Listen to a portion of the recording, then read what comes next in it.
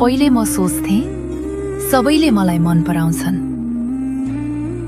मेरो खबर सोध्नेहरू, मेरो साथ खोज्नेहरू, मेरो हाँसोमा खुसी हुनेहरू।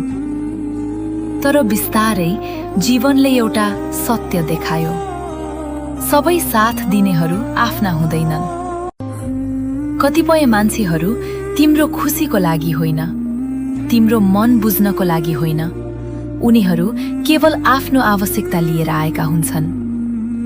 जबसम्म तिमीसँग केही दिन बाँकी हुन्छ, तिम्रो फोन बजिरहन्छ, सन्देशहरू आइरहन्छन्, तिमी महत्त्वपूर्ण भएको महसुस हुन्छ।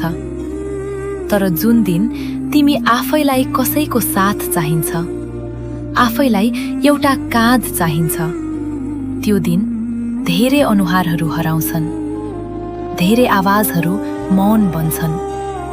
सबैभन्दा धेरै पीडा पराईले दिएको घाउले हुँदैन। पीडा त त्यस बेला हुन्छ जब आफ्नो ठानेको मान्छे आवश्यकता सकिएपछि पराई जस्तै बदलिन्छ।